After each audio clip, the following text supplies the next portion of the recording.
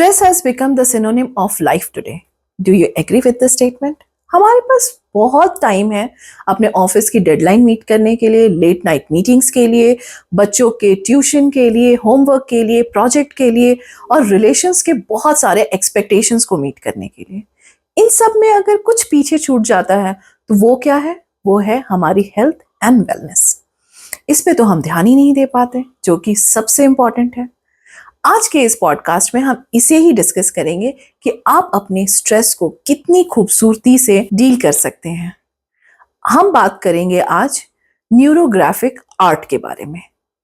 राधे राधे, मैं Namrata and welcome back to the channel. First of all thank you आप सबका जो इस चैनल से जुड़े हैं, जिन्होंने सब्सक्राइब किया है, लाइक करते हैं, शेयर करते हैं। और अगर अभी तक आपने इस चैनल को सब्सक्राइब नहीं किया है तो सब्सक्राइब कर लें, बेल आइकन भी जरूर प्रेस कर दें ताकि हमारे आने वाली वीडियोस की नोटिफिकेशन आपको मिल सके। And thank you so much कि आप हमारा कंटेंट इतना लाइक कर रहे हैं। Our guide today for this podcast is a neurographic artist Yashasvi Shivansh. आज हम उनसे जानेंगे कि आप अपनी लाइफ के स्ट्रेस को कितना ब्यूटीफुल बना सकते हैं थ्रू आर्ट। तो आइए आप और हम मिलकर इन आड़ी टेढ़ी लकीरों में रंग भरते हैं और एक कदम बढ़ाते हैं स्ट्रेस फ्री लाइफ की तरफ।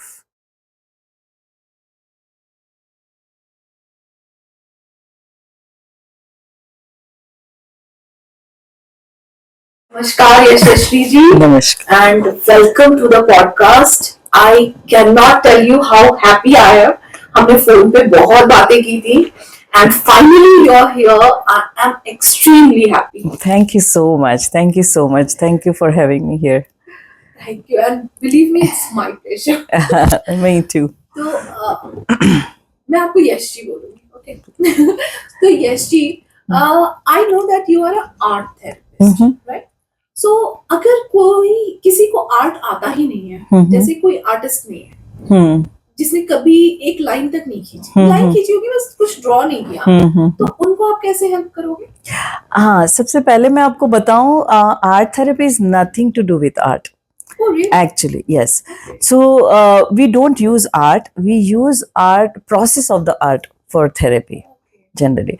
So if you know how to hold a pencil, if you know how to draw a line or a circle, you're good to go.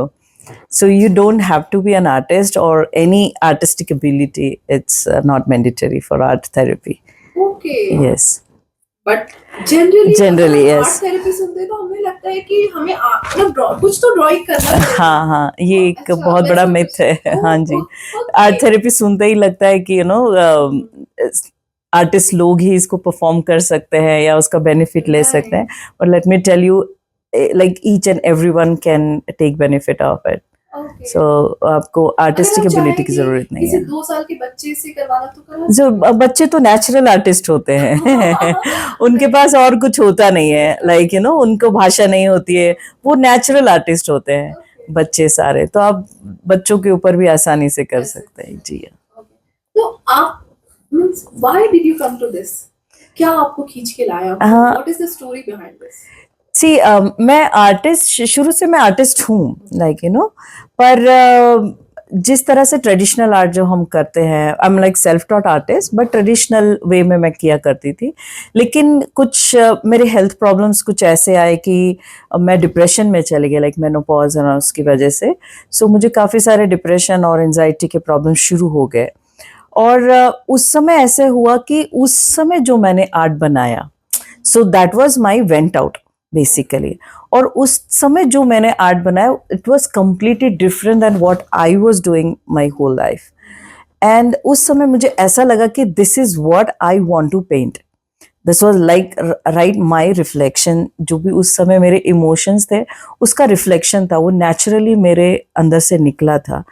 And उस समय मुझे ऐसा लगा कि this is something, art is not just एक passion नहीं है, एक हॉबी नहीं है, ये एक्चुअली में आपके अंदर के एक्सप्रेशंस को बाहर निकालता है। वो मुझे रियलाइज हुआ, जो कि मैं हमेशा से कर रही थी, लेकिन उस टाइम पे मेरे को बहुत ज़्यादा शिद्दत से रियलाइज होता है। वैसे my lines were different, my subjects were different, completely different art मैं पोइट्री भी करती हूँ, my poetry was completely different. So तब मुझे ऐसा लगा कि एक्चुअली जो आर्ट है वो हमारा रियल वेंट आउट होता है. अब यहाँ पे क्या हुआ कि मैंने फिर सर्च करना शुरू किया, क्योंकि मैं आर्टिस्ट हूँ, इसलिए मेरे लिए काफ़ी आसान था उस फेज में से निकलना और अपने आप को बचाना, राइट. पर कई लोग ऐसे होते जो आर्टिस्ट नहीं होते, उनको आर्ट या क्रिएटिविटी से उनका कोई लेना देना नहीं होता है. उन लोग भी तो ऐसी सिचुएशन में से जाते हैं, उनको भी स्ट्रेस होता है, बट उन लोग क्या करते होंगे, it's very difficult for them to express themself, right. So उस हिसाब से मैंने फिर थोड़ा सा रिसर्च करना शुरू किया तभी, and I came to know there is like something called neurographica art, right. So जब मैंने उसके बारे में पढ़ा और उसको जब मैंने देखा, उसकी थोड़ी सी रिसर्च किया उसके बारे में, एंड देन मुझे ऐसा लगा कि जो आर्ट मैंने बनाया था वो बहुत सिमिलर लाइन्स है, and I could connect immediately with that thing. And फिर उसके बाद उसके ऊपर मैंने काम करना शुरू किया, और फिर मैंने डिसाइड किया कि okay now like professionally I am a graphic designer. So मैंने फिर वो पूरा अपना क्षेत्र चेंज करके I came to this thing, and now it is my mission to help people with their emotional health. So मेरा next question था कि what inspired you? हाँ. So this is what inspired you. Yes, yes, it's my own story. Your own story. तो आपने कभी ये किसी पे अप्लाई करके देखा है? हाँ जी, शुरू में मैंने खुद पे अपना जी प्रोफेशन हाँ. नहीं लिया हाँ, था, हाँ. तो first time did you apply? सबसे पहले तो मैंने खुद ही प्रैक्टिस किया, एंड वो मेरे पे बहुत अच्छे से काम किया, और नेचुरली वैसे भी कर रहा था, फिर मैंने कॉन्शियसली भी किया उसको. फिर मैंने अपनी फैमिली, फ्रेंड्स, इन लोगों के साथ में भी किया, क्योंकि मेरे सारे दोस्त उसी फेज में से निकल रहे, कॉलेज के दोस्त हैं, सिस्टर्स हैं, कजिन्स हैं, उन लोग भी उसी फेज में से निकल रहे थे. मैंने उन लोगों को भी सिखाया, और उन लोगों को भी बहुत ज़्यादा फ़र्क हुआ. And then I decided okay it should come out in बाहर होना चाहिए, और ये फैसिलिटी मुझे सब लोगों को देनी चाहिए. So that's when I decided कि to become an neurographic coach. That's great. Thank you. देखिए, आपने बोला neurographic coach. Neurographic, I'm hearing this word for the first time. Right. Art therapy is also a new thing. I know Right. art, but I was not knowing that art is a therapy. Mhm. So, what is art therapy? Means how will you define art therapy? Okay, and so see, first we need to understand what is therapy. हमारे अंदर pens जो होते हैं वो 2 या 3 तरह के pens होते हैं. एक फिजिकल पेन होता है, एक इमोशनल पेन होता है. फिजिकल, अगर आपको दर्द कहीं हो रहा है बॉडी के अंदर, आपको पता है किस वजह से हो रहा है, कहाँ दर्द हो रहा है, राइट. आप डॉक्टर के पास जाते हैं और इलाज हो जाता है. इमोशनल पेन दिखाई नहीं देता, राइट. इनिशियली तौर पे तो कम से कम नहीं दिखाई देता, बाद में ज़रूर दिखाई देता है, लेकिन इनिशियली तौर पे आपको इमोशनल पेन नहीं दिखाई देता, लेकिन होता ज़रूर है. इसलिए ज़्यादातर लोग उसको अवॉइड करते हैं. हम लोग सोचते हैं अरे ठीक हो जाएगा, खुद से ठीक हो जाएगा, या ऐसे भी होता है. लेकिन जो इमोशनल पेन का जो ट्रीटमेंट होता है उसको हम बोलते हैं थेरेपी, राइट. अब थेरेपी 2 तरह से हो सकती है, एक तो वर्बल और नॉन वर्बल. जिस तरह के इमोशंस के बारे में आप बात कर सकते हैं उसको आप वर्बल थेरेपी से आप उसको ठीक कर सकते हैं. लेकिन बहुत सारे इमोशंस ऐसे होते हैं जिनके बारे में आप बात ही नहीं कर सकते, राइट. जैसे आपको लॉस हो गया, आप नहीं डिफाइन कर सकते. सब सारे इमोशंस के लिए शब्द नहीं होते. कई बार हम बात करना नहीं चाहते. कई बार ऐसा होता है कि लैंग्वेज थोड़ा बैरियर हो जाता है, हमारे पास शब्द नहीं होते हैं. कई बार छोटे बच्चे होते हैं जो बता नहीं पाते वो किस इमोशनल ट्रॉमा में से निकल रहे हैं. ऐसे टाइम पे हम नॉन वर्बल थेरेपी का यूज़ करते हैं. नॉन वर्बल थेरेपी के अंदर आती है आर्ट थेरेपी. सो हर तरह का आर्ट या एक्सप्रेसिव आर्ट जो होता है उसको हम थेरेपी के तौर पे यूज़ करते हैं. अगेन इसमें हम आर्ट को यूज़ नहीं करते, हम इसके अंदर आर्ट की प्रोसेस को यूज़ करते हैं. तो आर्ट की जो प्रोसेस है इट्स नेचुरली थेरेपेटिक. जब भी आप कोई भी आर्ट परफॉर्म करते हैं, like even right from crochet, आप डांस करते हैं, आप पेंट करते हैं, आप ड्रॉ करते हैं, या किसी भी तरह इवन ड्रेसअप करते हैं, that is again expression, right. So किसी भी तरह का एक्सप्रेशन बहुत ज़्यादा इम्पॉर्टेंट होता है. सो आप अपने आप को जब अंदर की चीज़ें, अंदर की भावनाओं को जब आर्ट के थ्रू निकालते हैं, एनालिसिस कर सकते हैं उसके अंदर, तो उस चीज़ को हम बोलते हैं आर्ट थेरेपी। मतलब हमारे अंदर जो भावनाएं चल रही हैं उनको एनालाइज करना आर्ट के थ्रू, आर्ट के थ्रू। क्योंकि जो चीज़ें बोली नहीं जाती वो आप ड्रॉ कर सकते हो, अच्छा, राइट? तो हमारे अंदर जैसे बहुत सिंपल सी बात है, लेकिन जो इमोशंस होते हैं, हमारे इमोशंस होते हैं, वो आपके सबकॉन्शियस माइंड में होते हैं जनरली। इमोशंस को जो प्रोसेस होता है वो सबकॉन्शियस माइंड में होता है, वहाँ पे होते हैं। आपका कॉन्शियस माइंड आपके आसपास है, लेकिन इसकी सारी जो स्टोरी है वो आपके सबकॉन्शियस माइंड में जमा होती है। सबकॉन्शियस माइंड से आप बात नहीं कर सकते, राइट? उसको लैंग्वेज नहीं आती। कॉन्शियस माइंड को लैंग्वेज आती है। तो सबकॉन्शियस माइंड जो हमारे एक्सपीरियंसेस हुए हैं वो सेव होते हैं। जी हाँ, आपके इमोशंस वहाँ पे प्रोसेस होते हैं। जो भी उसको कुछ भी हो सकता है, anything, any kind of trauma जो आपको हुआ है, या फिर जो खराब मेमोरीज होंगी, अनप्लेजेंट मेमोरीज होंगी, वो सारी चीजें जमा होती है आपके। वो हमारे हाथ में नहीं, वो हमारे हाथ में नहीं, क्योंकि आप उससे बात नहीं कर सकते। उसको लैंग्वेज समझ नहीं आता। वो ब्रेन का एक ऐसा, आपका जो माइंड का एक हिस्सा है जहाँ से उसको लैंग्वेज समझ नहीं आती है, उसको सिंबल समझ में आते हैं, राइट? मैं अगर आपको बोलूं कि आप पेन ड्रॉ करिए, तो आप क्या ड्रॉ कर सकते हैं पेन के बारे में, राइट? आपको कोई ना कोई सिंबल यूज करना पड़ेगा, राइट? तो आप पेन को ड्रॉ नहीं कर सकते। मैं आपको बोलूंगी कि कैमरा ड्रॉ करिए, आप कैमरा ड्रॉ कर सकती हैं, राइट? क्योंकि वो एक चीज है, एक ऑब्जेक्ट है। आपको पता है कैमरा कैसे दिखता है, दर्द कैसे दिखता है आपको नहीं पता है, खुशी कैसे दिखती है आपको नहीं पता है, चिंता क्या होती है आपको नहीं पता। आप उसको फील कर सकती हैं, या फिर उसको सिंबल में आप दिखा सकती हैं, राइट? अगर मैं आपको बोलूं पेन ड्रॉ करिए, तो प्रोबेबली आप एक स्कॉर्पियो ड्रॉ कर सकते हो जो आपके पैर में काट रहा है। So it's pain. तो मैं जैसे ही उस चित्र को देखूंगी, मुझे पता चलेगा कि ये दर्द हो रहा है। I can feel that moment, right? पर आप दर्द को दर्द की तरह नहीं ड्रॉ कर सकते, राइट? तो इमेजरी, उसकी एक सिंबल हम लोग ड्रॉ कर सकते हैं। तो इसका मतलब क्या है, सबकॉन्शियस माइंड जो इमोशंस है, जो फीलिंग्स है, उसको भाषा नहीं आती, उसको सिंबल समझ में आते हैं। तो अगर आप पेपर पे ड्रॉ करते हैं, तो वो सिंबल ड्रॉ करता है। तो जिस चीज़ों के बारे में आप बात नहीं कर सकते हैं, आप उसको वैसे वेंट आउट कर सकते हैं, या फिर दिखा सकते हैं कि this is what I am feeling right now.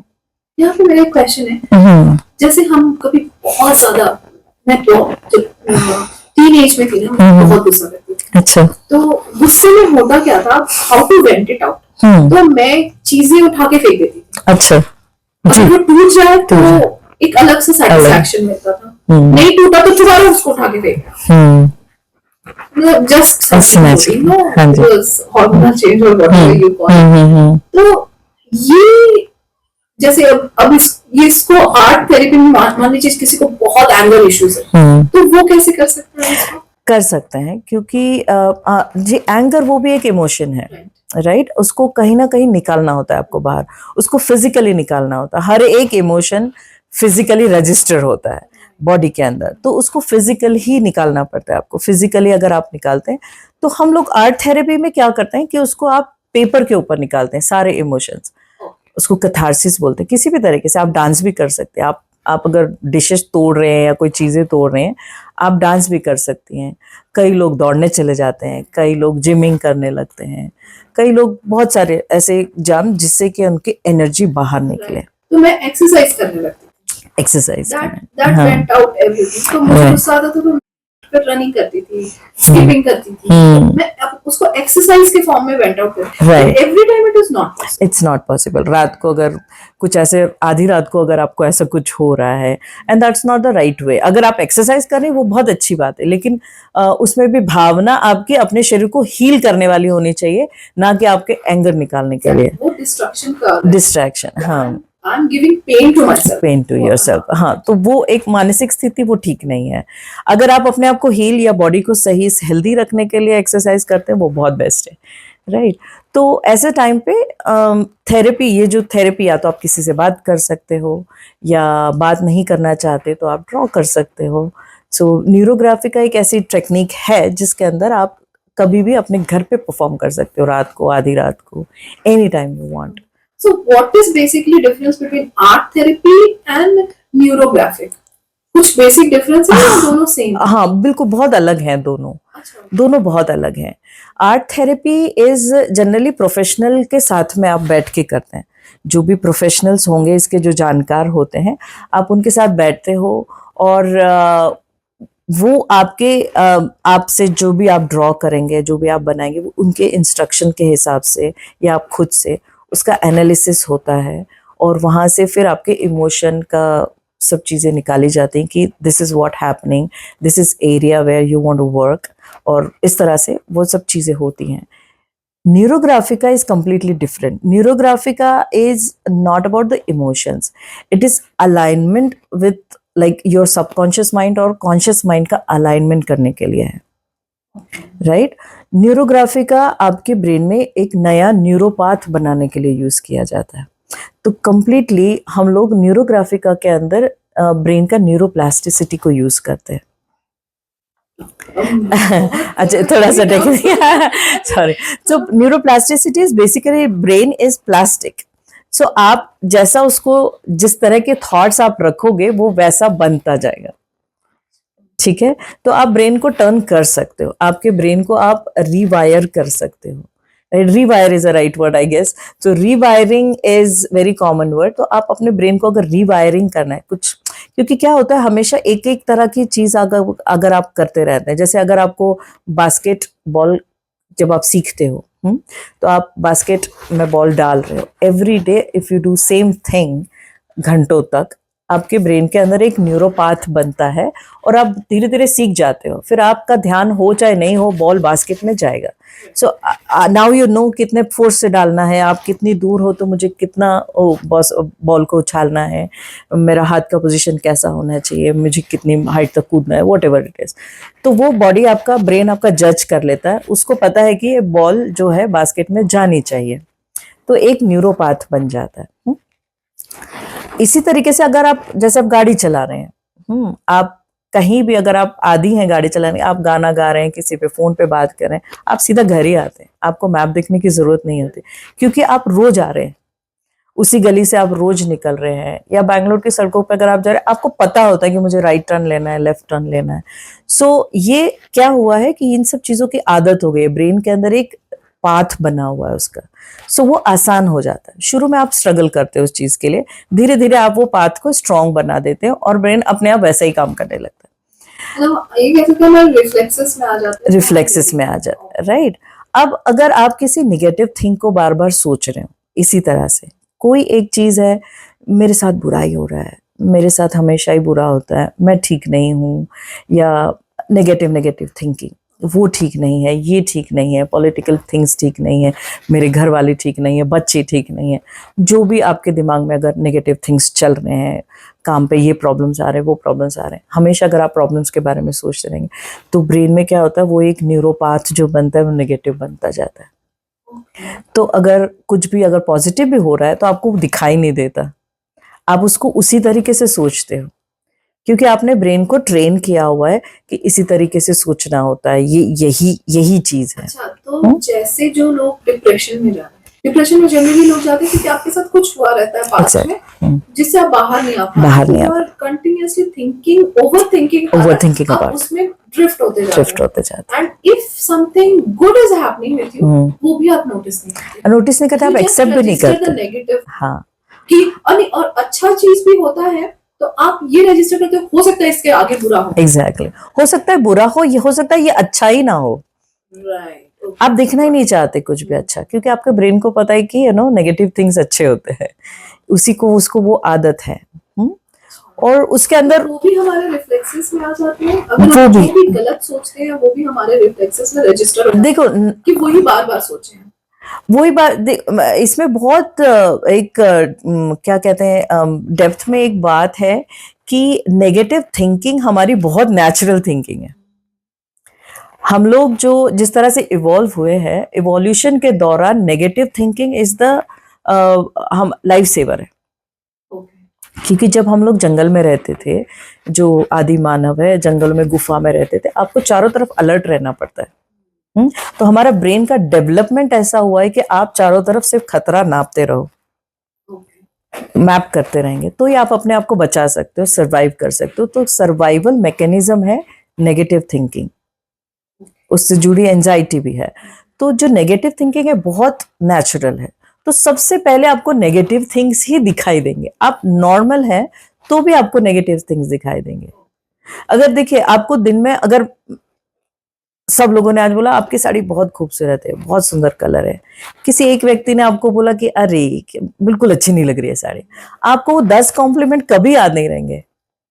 एक कॉम्प्लीमेंट आपको दिन रात सताएगा, यार मेरी साड़ी ठीक नहीं है, यार आज मैं अच्छी नहीं रही, उसने ऐसे क्यों बोला, जरूर वो मेरे से जलती होगी, समथिंग लाइक, कुछ भी हो सकता है, एनीथिंग। सो नेगेटिव जो थॉट्स होते हैं वो बहुत नेचुरल आते हैं। हाँ, अब क्या हुआ है कि उस जमाने में वो आपका लाइफ सेविंग था क्योंकि उसकी जरूरत थी। अब हमारा जो दैनंदिन जीवन है वो बहुत जल्दी से फटाफट फटाफट बढ़ रहा है, चेंज हो रहा है, बहुत जल्दी जल्दी चेंज हो रहा है। लेकिन ब्रेन का इवोल्यूशन इतनी जल्दी नहीं होता, उसके लिए करोड़ों साल लगते हैं, राइट। तो वो स्टिल अभी भी उसमें अटका है कि कहीं कोई खतरा तो नहीं है। अब हमारे खतरे बदल गए। आपको सोशल मीडिया पे लाइक्स नहीं आ रहे, आपको लगता है वो कोई मुझे जानता नहीं है, लोग मेरी तरफ ध्यान नहीं दे रहे हैं, मैं पॉपुलर नहीं हूँ। सो वो नेगेटिव थिंकिंग आ जाती है बहुत छोटी छोटी चीज़ों पे, है ना। किसी का फ़ोन नहीं आया या किसी ने आपसे पूछा नहीं, आपकी तबीयत खराब हो गई, हो सकता है कि उसको ना पता हो, स्टिल मुझे किसी ने नहीं पूछा सोशली। हाँ, तो ये जो अब ये चेंज हो गए, हमारे जो आसपास के जो डेंजर्स है वो चेंज हो गए, बट ब्रेन हमारा उसी चीज़ों को अभी तक मापता रहता है।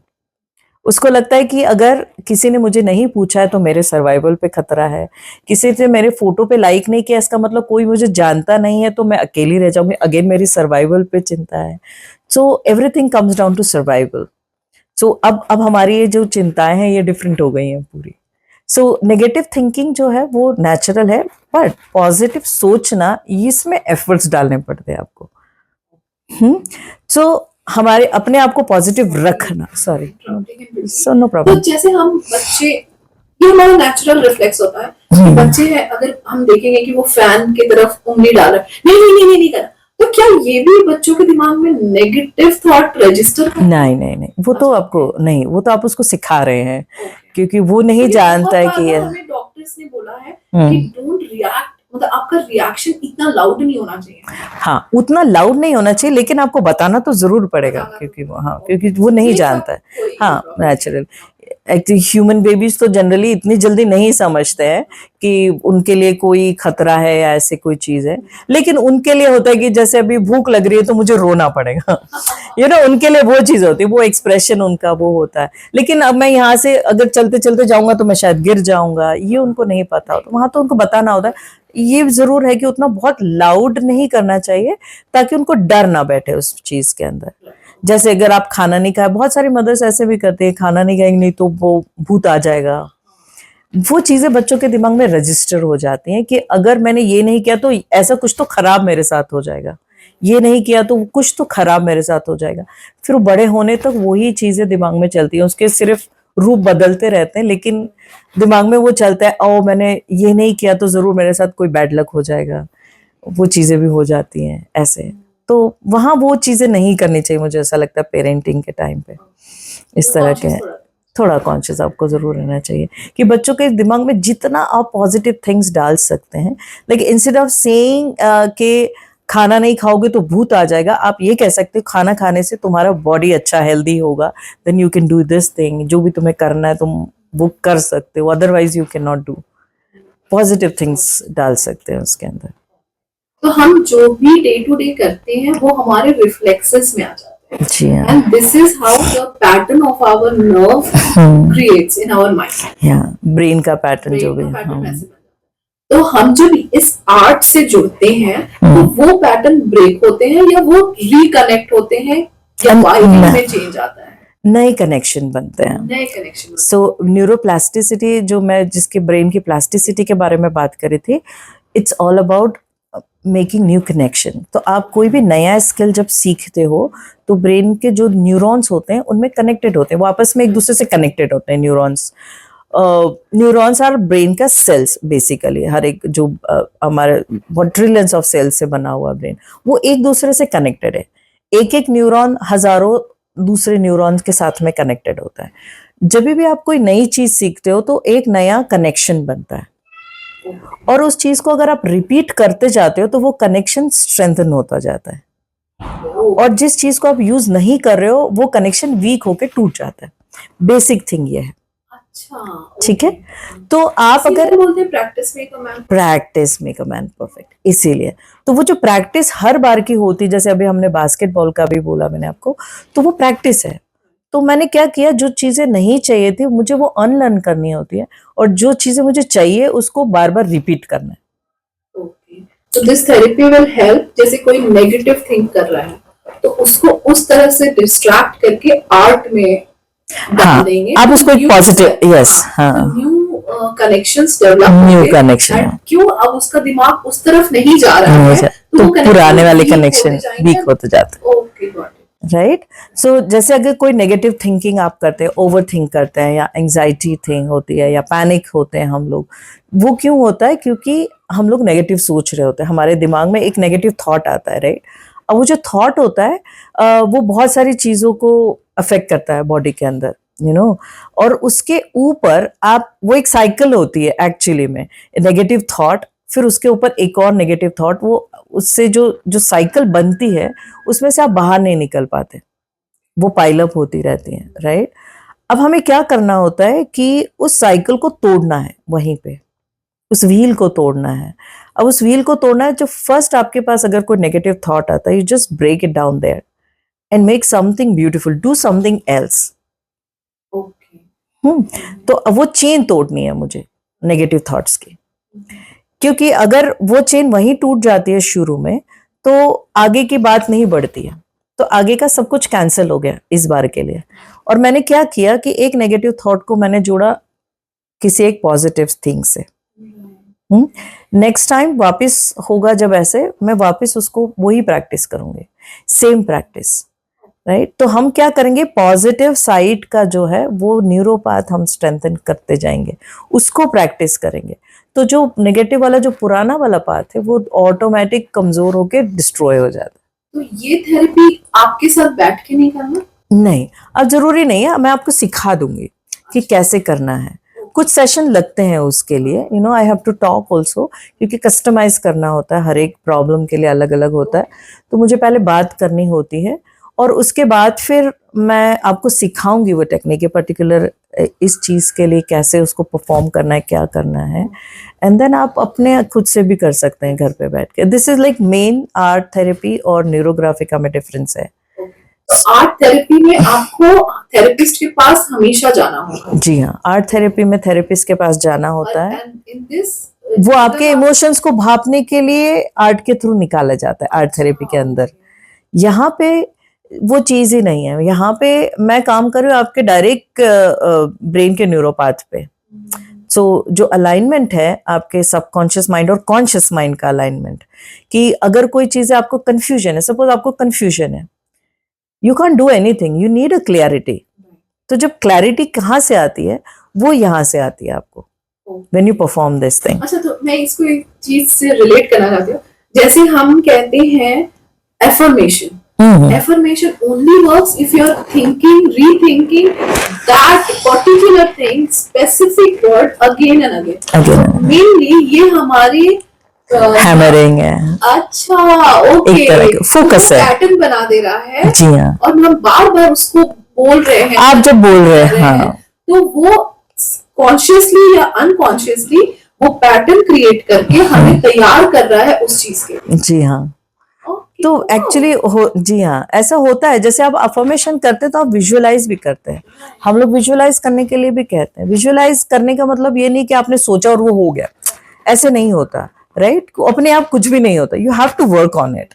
बट उस चीज को फोकस करना बहुत इंपॉर्टेंट है, ठीक है, तो उस फोकस के लिए अफर्मेशंस होते हैं। उस फोकस, जब तक आप अपने आप को नहीं बोलेंगे कि मुझे ये चाहिए और उस पर फोकस नहीं करता, तब तक आप कुछ नहीं करेंगे, राइट? सो इसीलिए अफर्मेशंस होते हैं एक्चुअली आपका पॉजिटिव, आपका एटीट्यूड चेंज करने के लिए।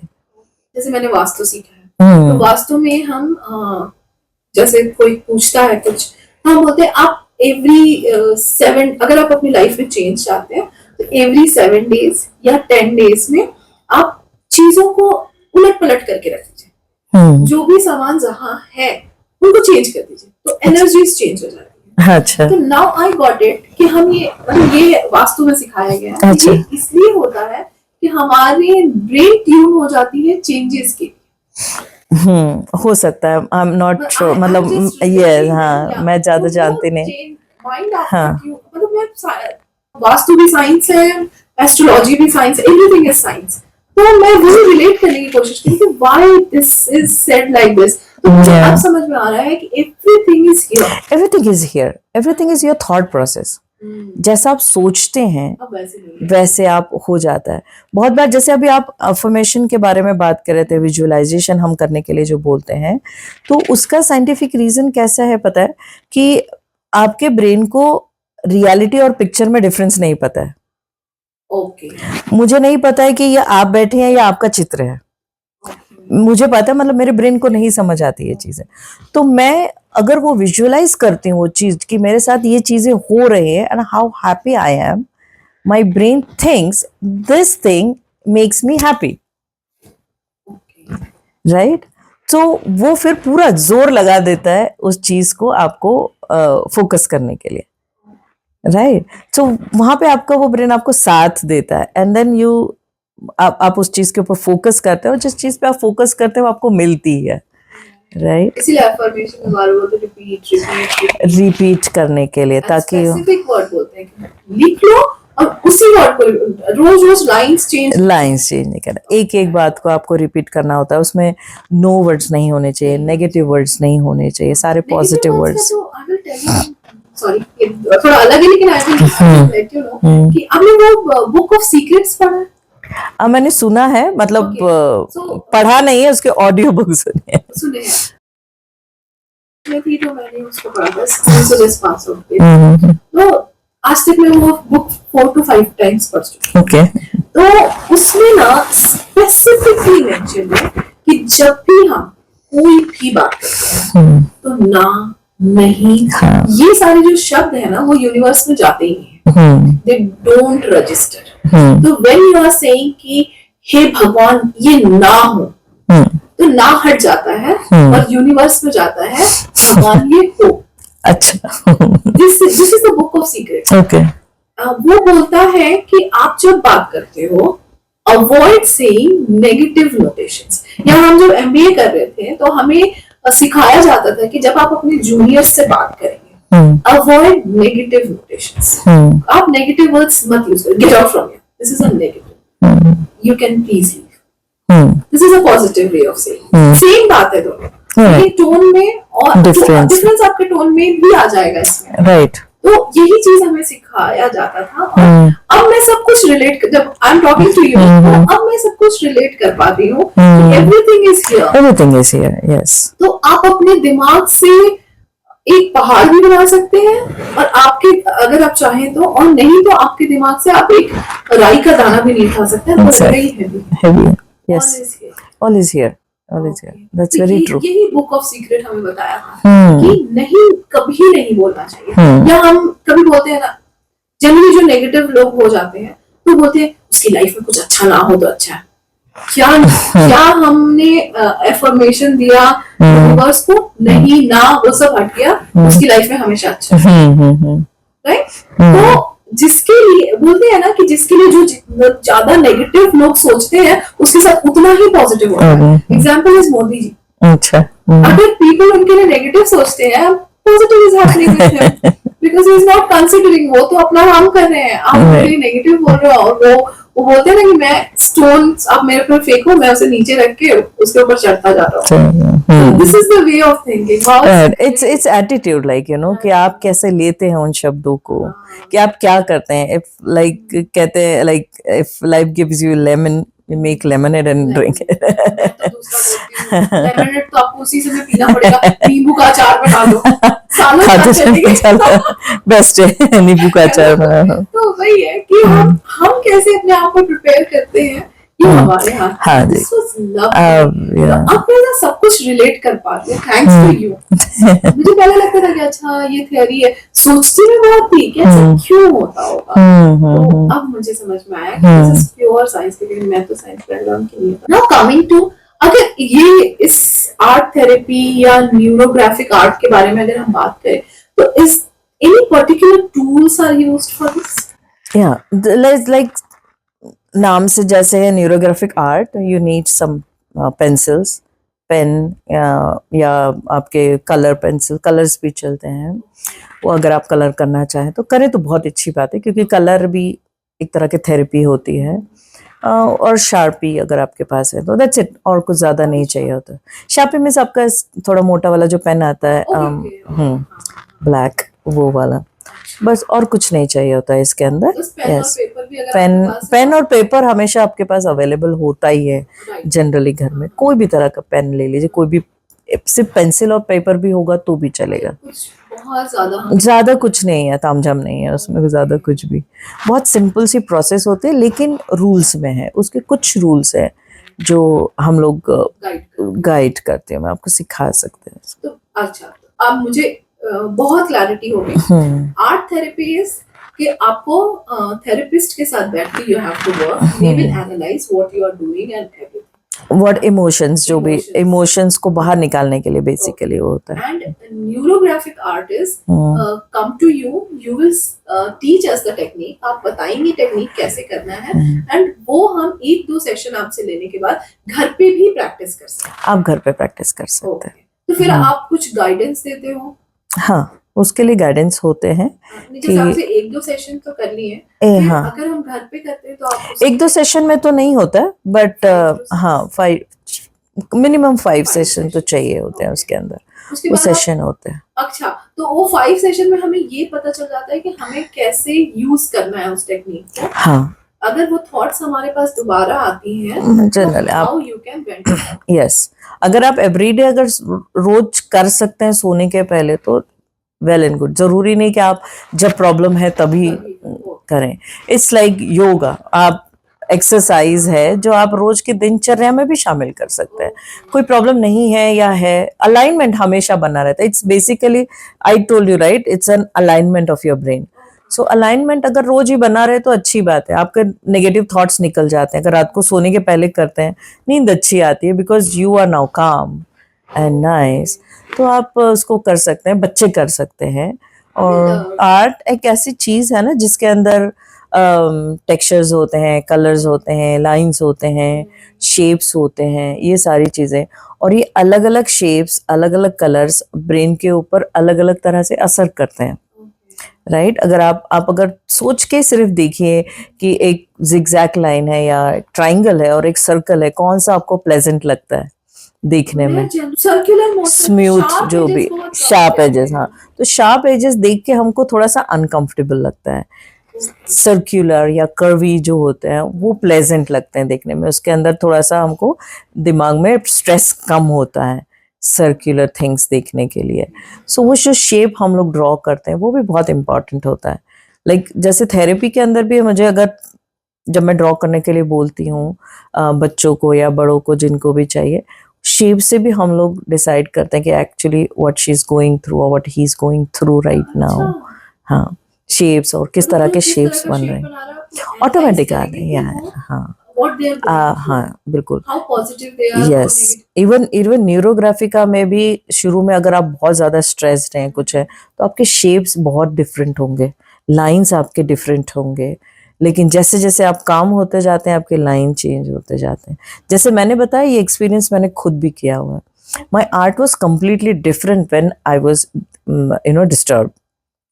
तो So, इसका तब मुझे ये चीज समझ आई, क्योंकि वो एंजाइटी कम करता है आपका। जो भी आप ये जो प्रोसेस है ना, आर्ट बनाने का जो प्रोसेस है, वो एक मेडिटेशन का प्रोसेस है, राइट? जैसे माइंडफुल मेडिटेशन है ये, राइट? इसके अंदर क्या होता है कि आप जब इसको परफॉर्म कर रहे होते हैं, उस टाइम पे आपके हार्मोनल चेंजेस होते हैं बॉडी के अंदर या माइंड के अंदर।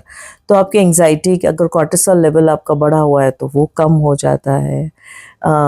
एमिगडाला का एक्टिवेशन थोड़ा कम हो जाता है, जिससे डर और ये सब एंजाइटी जहाँ से पैदा होती है, वो चीज़ें आपकी, वो शमन होने लगता है उस चीज़ों का।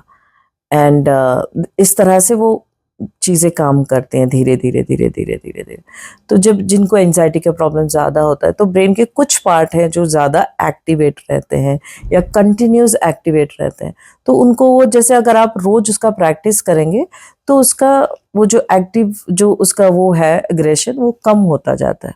दैट इज स्टडी सेज कि अगर आप उसको कीप डूइंग दैट थिंग, सो वो जो बिगड़ा हुआ है आपका ब्रेन के अंदर जो भी हिस्सा है, वो शमन होना शुरू हो जाता है, उसको नेचुरली नॉर्मल आने लगता है। सिंस आपने इतना कुछ बताया कि एंड आई कैन रिलेट कि ये पूरा साइंस है, ऐसा इसमें कुछ नहीं है कि लोग जनरली थेरेपी क्या लेते हैं कि कुछ लोग पागल होते हैं या बहुत एक्सट्रीम लेवल है तभी हमें थेरेपी चाहिए, बट इट इज कॉमन है। तो क्या हम इसको मेडिटेशन से जोड़ सकते हैं? न्यूरोग्राफिक आर्ट को हम मेडिटेशन, बिल्कुल, it's a mind, call it that it is a type of meditation. Yes, it is a type of meditation, it's a mindful meditation. जरूरी नहीं है कि हमेशा आप आंखें बंद करके बैठे रहें, आपके सांस पे आप ध्यान दें, और वैसा वाला एक मेडिटेशन होता है जिसमें आप सब कुछ भूल जाते हैं या आप थॉटलेस हो जाते हैं, वो एक तरह का मेडिटेशन है। ये थॉटफुल मेडिटेशन है, राइट? आपको पता है आप क्या कर रहे हैं, लेकिन आप फोकस एक चीज पे कर रहे हैं। लेकिन जब आप, जैसे आप डांस कर रहे होते हैं, तो आप सब कुछ भूल जाते हैं, आपका पूरा जो फोकस होता है वो डांस के अंदर होता है। तब हमारे जो भी आसपास की चीजें, आप सारा कुछ भूल जाते हैं। जब आप पेंट करते हैं तभी भी ऐसा ही होता है, राइट? जब आप उसके अंदर जब खो जाते हैं, तो हो क्या रहा है कि आपका ब्रेन जो है वो इधर उधर भटक नहीं रहा, वो चार चीजें एक साथ नहीं सोच रहा है, वो पूरा का पूरा फोकस कर रहा है what you are doing, right? तो ये एक तरह का मेडिटेशन है, एक तरह का ग्राउंडिंग भी है, right? Now what is grounding? हाँ, सो ग्राउंडिंग क्या होता है, जैसे ज्यादातर जो साइकोथेरेपिस्ट होते हैं वो ग्राउंडिंग के प्रोसेस यूज करते हैं कि जैसे अगर आपको एंजाइटी हो रही है राइट नाउ, जिनको जब अनकंट्रोलेबल जो एंजाइटी होती है, इट्स अ डिसऑर्डर, तो वहां पे अगर आपको हो रही है तो आपको ग्राउंडिंग की जरूरत पड़ती है। अगर आप आपके साइकोथेरेपिस्ट के पास जाएंगे तो वो आपको कुछ मेथड्स देंगे जिससे कि आप वापस से रियल वर्ल्ड के अंदर आए और रियलिटी में आए। तो नाउ व्हाट हैपेंस कि जब आप किसी बारे में ओवर थिंक कर रहे होते हैं या सोच रहे होते हैं या कुछ एंजाइटी हो रही होती है, तो आप कभी भी प्रेजेंट में नहीं होते। तो आप हमेशा या तो सोचते कुछ हुआ है पहले, पास्ट के अंदर कुछ हुआ, उसके बारे में आप सोच रहे होते हैं, या फिर प्रेजेंट में ये हो सकता है उसके बारे में आपको एंजाइटी होती है। प्रेजेंट के लिए कभी भी एंजाइटी नहीं होती आपको, राइट? आप उसमें होते ही नहीं है। तो आप या तो पास्ट में कुछ सोच रहे होते हैं पुरानी मेमोरीज के बारे में, या फिर ऐसा तो नहीं हो जाएगा, वैसा तो नहीं हो जाएगा, फ्यूचर के बारे में कल्पना करके परेशान होते हैं, राइट? तो ग्राउंडिंग क्या होता है, आपको दोनों में तरह में से निकाल के आपको प्रेजेंट में लाया जाता है, आपको रियलिटी में लाया जाता है, क्योंकि ना तो पास्ट रियलिटी है ना ही फ्यूचर रियलिटी है, reality is just a present. तो प्रेजेंट में आने से क्या होता है कि कंट्रोल ब्रेन के दूसरे हिस्से में आ जाता है, जहाँ पे लॉजिक, थिंकिंग, प्लानिंग, वो सब चीजें चलती है प्रीफ्रंटल कॉर्टेक्स में। सो तो आपको वो हेल्प करता है वहां से उस साइकिल को तोड़ने के लिए, राइट? अब होता क्या है कि जनरली ग्राउंडिंग के लिए हम लोग यूज करते हैं 5 4 3 2 1 काइंड ऑफ, सो उसको ग्राउंडिंग बोलते हैं। सो इसमें क्या होता है कि एक बस एग्जाम्पल मैं आपको दे रही हूँ, one of kind of grounding, कि इसमें मैं आपको बोलूंगी कि आप 5 जो चीजें हैं, 5 एक ग्रीन कलर की 5 चीजें अपने रूम में देखो, मुझे ढूंढ के बताइए। आप ढूंढेंगे। अब आपने क्या किया कि 4 चीजें मैं आपको बोलूंगी, 4 चीजें कुछ ऐसी मुझे बताओ कि जो आपको आप उसको छू सकते हो, 4 चीज़ों को स्मेल कर सकते हैं, या 4 तरह के साउंड अगर आपको आ रहे हैं, तो आप ध्यान दीजिए कि 4 कौन से तरह के साउंड मेरे आसपास हैं। पंखे का साउंड है, बाहर से कोई चिड़िया बोल रही है, कोई गाड़ी गई, एक बच्चा चिल्ला रहा है, ये आपके अंदर से कोई कुकर की सीटी हो गई, ये ऐसी चीज़। मैं फिर आपको बोलूँगी कि कोई 3 स्मेल्स आपके आसपास आ रहे हैं क्या, कुछ इस तरह। तो आप क्या कर रहे हैं, मैं आपको बेसिकली क्या कर रही हूँ, वहाँ से आपका ध्यान हटा के मैं आपको प्रेजेंट में ला रही हूँ, आपको बता रही हूँ कि आप इस रूम में बैठे हैं और आपका एनवायरनमेंट ये है, वो नहीं है जो आप सोच रही हैं। काम डाउन हो जाएगा, अब वापिस आ जाएंगे, राइट। तो आप वहाँ से शांत हो गए। देन उसके बाद लॉजिकली आप सोच सकते हैं। आप पास्ट और प्रेजेंट में रह के लॉजिक नहीं सोच सकते, उसके बारे में कुछ कर नहीं सकते। जो अगर प्रॉब्लम है उसको सॉल्यूशन ढूंढना, उसके बारे में सोचना, ये इंपॉर्टेंट होता है। उसके बारे में एंग्जाइटी करके कुछ भी सोल्यूशन नहीं निकलने वाला है, राइट। ऐसे सो अब आर्ट के बारे में आते हैं कि आर्ट आपका जो ग्राउंडिंग करता है वो बहुत ज्यादा पावरफुल हो जाता है। क्योंकि क्या होता है, जब आप आर्ट बना रहे होते हैं तो आपका फोकस, इसलिए अब जैसे अभी मुझे अगर कोई टेंशन हो रही है या कोई एंजाइटी हो रही है या मुझे बहुत दुखी हो रही है, मैं टीवी भी देख सकती हूँ, वो भी मेरा ध्यान भटका सकता है। मैं कुकिंग कर सकती हूँ, वो भी मेरा ध्यान भटका सकते हैं। लेकिन आप अपने माइंड में जो चल रहा है उसको भी आप टीवी से रिप्लेस नहीं कर पाते, कर ही नहीं पाते, क्योंकि बैक ऑफ द माइंड तो वो चल रहा होता है, भले आप देख रहे हैं, आप सिर्फ अपने आप को एंगेज कर रहे हैं वहां पे फिजिकली। थॉट डिस्कनेक्ट नहीं होता। आपने देखा होगा कई बार, आप टीवी देख रहे होते हैं लेकिन फिर भी सोच रहे होते हैं, कुछ सोच रहे होते हैं माइंड में, या किचन में कुछ चल रहा है, ये इधर कुछ हो रहा है, वो ऐसे कुछ, तो आप फिर भी सोच सकते हैं। बैक ऑफ द माइंड चल सकता है आपका, कोई भी नेगेटिव थॉट कोई भी चल रहा है, या फिर आप कुछ और भी कर रहे हैं, कुकिंग भी कर रहे हैं, तो भी आपका माइंड तो चल सकता है, बिकॉज ये आप सिर्फ फिजिकली आप अपने आप को डाइवर्ट कर रहे हैं इधर उधर। लेकिन जब आप आर्ट बनाते हैं तो आपकी 5 इंद्रियां उसके अंदर फोकस करती हैं, राइट। आप पूरी तरह से उसमें जाते हैं। आप आर्ट को नहीं बना सकते कुछ और सोचते हुए, जी हाँ, आप नहीं परफॉर्म कर सकते, क्योंकि उसको आपको माइंडफुली करना होगा, राइट। माइंडफुली करना होगा। तुम्हें पता होना चाहिए कि आपकी पेंसिल कहाँ जा रही है, क्या कर रहे हो, क्या क्या कलर्स उसमें डालने हैं, कौन सा शेप बन रहा है, तो आप उसमें फोकस करना शुरू करते हैं। सो आपका आंखें जो है उसमें फोकस करती हैं। फिर हम क्या करते हैं, जनरल जो प्रैक्टिस करते हैं जब भी आर्ट बनाते हैं, तो एक सेट करते हैं, माहौल सेट करते हैं, ना। I will put some beautiful music जो मुझे पसंद है, कामिंग म्यूजिक लगाती हूँ। फिर आप एक अगरबत्ती जला दीजिए या ऐसे, तो एक अच्छी सी स्मेल आ रही होती है। और फिर उसके बाद आप पेपर लीजिए, पेंसिल लीजिए, and set for and start drawing. So now what happening, you are seeing, तुम्हारे आपकी आंखें वहाँ एंगेज है, आपका टच वहाँ पे एंगेज है, आपके कान सुन रहे हैं, म्यूजिक भी सुन रहे हैं, आपका पेंसिल की आवाज़ भी सुन रहे हैं। मुझे पर्सनली पेंसिल की आवाज़ पेपर पे बहुत पसंद है, तो मैं जनरली म्यूजिक नहीं लगाती हूँ, मुझे वो बहुत अच्छा लगता है। तो आपके कान वहाँ पे एंगेज हो जाते हैं, आपका नाक वहाँ पे, अगर अगरबत्ती या कुछ सेंट अच्छा आपने अरोमा लगाया हुआ, तो आपकी स्मेल वाला जो सेंस है वो भी एंगेज हो जाता है। तो क्या हो रहा है, ये एक साथ सारी इंद्रियां वहाँ पे फोकस हो गई, तो वो काम करने में बहुत ज़्यादा आसानी हो जाती है ब्रेन को। So this is very beautiful thing, अगर आप परफॉर्म करते हैं इसको, so it works very well. Lovely. तो हम जब आप बता रही थी ना, तो मेरे दिमाग में ये चला था, जब मेरे बच्चे छोटे थे तो टॉडलर्स को संभालना इज द टफेस्ट। यस। तो अगर वो किसी चीज के लिए जिद करने लगते हैं या क्रैंकी मोड में चले गए, उनको वापस लाना वो इज अ डिफिकल्ट थिंग। तो उस समय मुझे एक लगा था कि उन्हें डिस्ट्रैक्ट कर देना, जिस चीज पे उनका फोकस है उस चीज को हटा के किसी और चीज में लगा देना, या कुछ अचानक से क्वेश्चन पूछ देना जो वो तुरंत उनका ध्यान हट जाएगा और वो मेरे क्वेश्चन पे फोकस करें। तो this is that. Yes.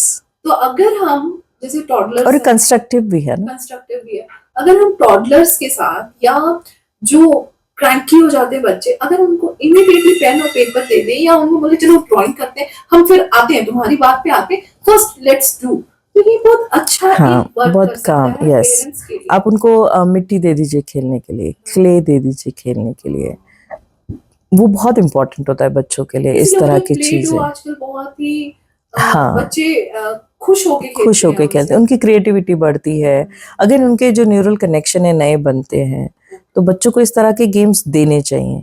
Even हम लोगों को भी खेलने चाहिए, instead of like video game. Video game भी कई बारी बहुत अच्छे होते हैं। वीडियो गेम्स भी अच्छे वाले जो होते हैं वो अच्छे होते हैं, खेलने चाहिए हमको वीडियो गेम्स। बोर्ड गेम्स होते हैं वो भी खेलने चाहिए, जो पुराने ज़माने में हम लोग के पास हुआ करते थे, ludo and all, that works well.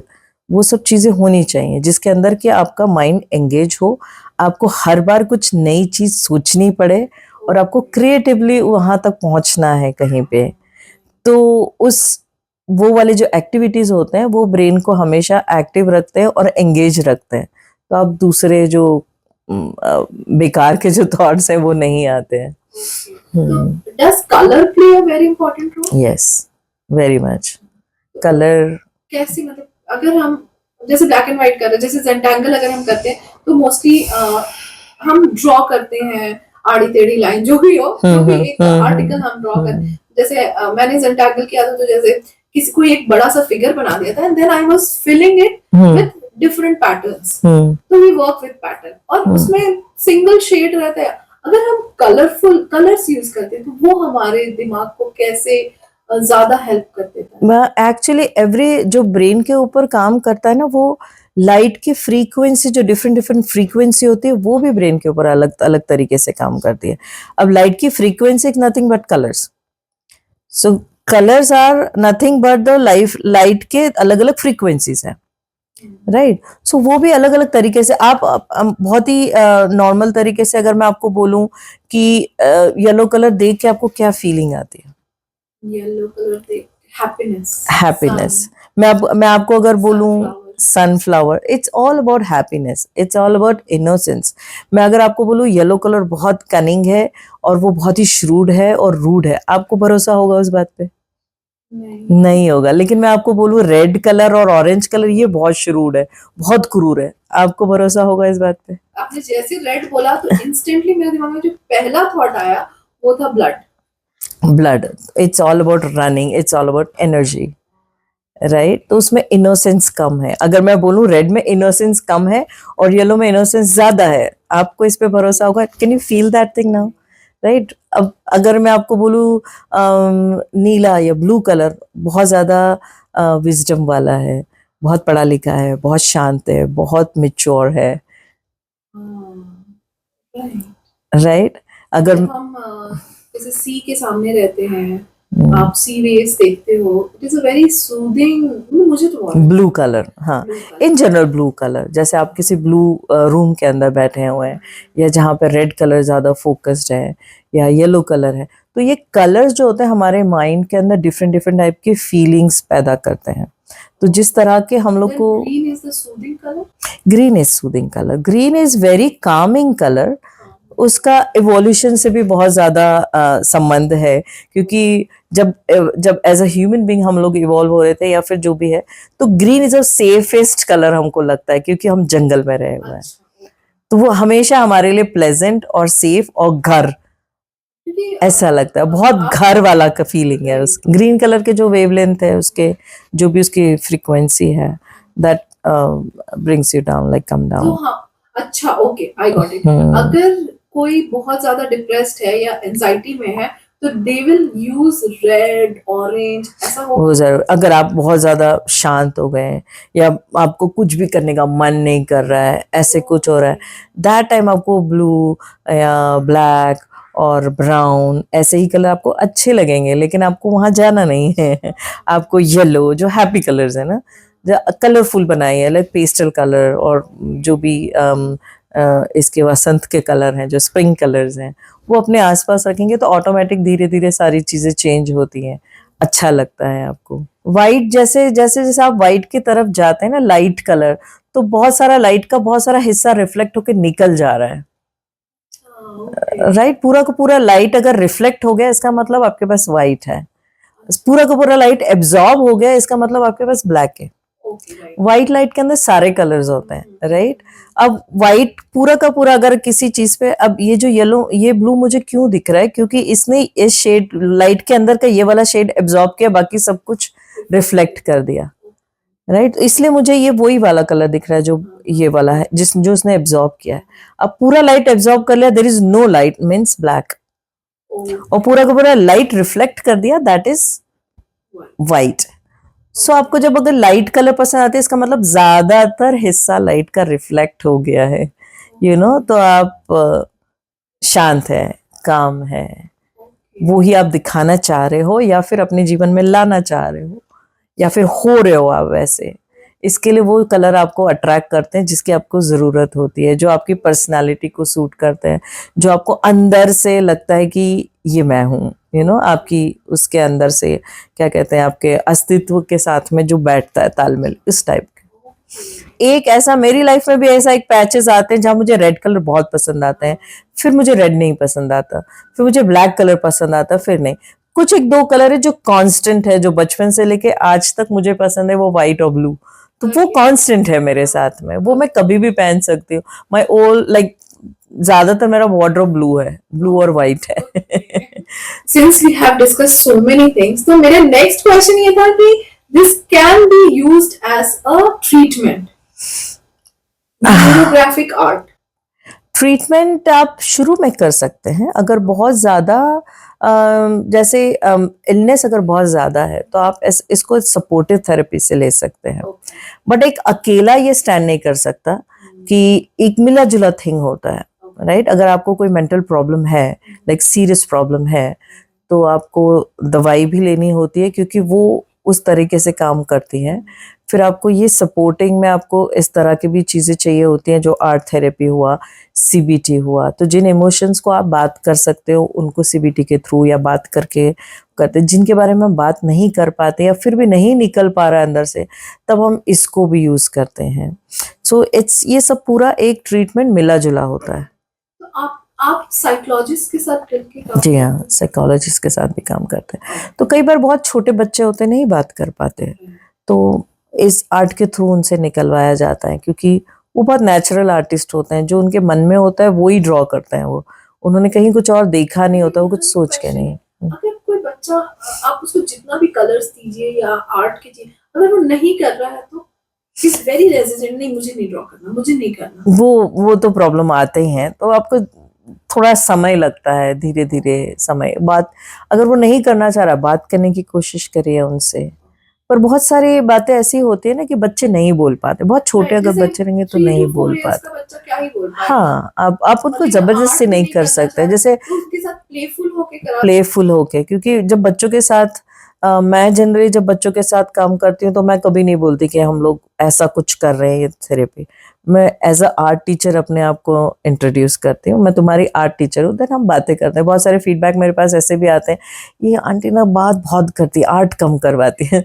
ऐसे भी फीडबैक आते हैं, क्योंकि वो एक्सपेक्ट कर रहे होते मैं कुछ उन्हें सिखाऊंगी ऐसे वैसे, तो हम बातें करते हैं, फिर उसमें से जो निकल के आता है और फिर ड्रॉ करते हैं तो उसमें से कुछ निकल के आता है, यू नो, तो एक मिला जुला फिर एक एनालिसिस या अंदाज़ा लगाया जा सकता है कि दिस इज़ व्हाट शी और ही गोइंग थ्रू, या ऐसा अंदाज़ा लगा सकते हैं, और फिर उसके ऊपर हम काम कर सकते हैं आगे जाके कि इसको किस एरिया में काम करने की ज़रूरत है।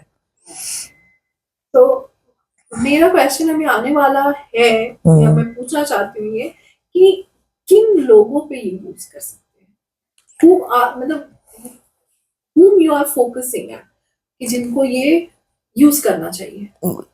जनरली लाइक न्यूरोग्राफी का इमोशनल पेन के लिए जनरली हम लोग इसको यूज करते हैं।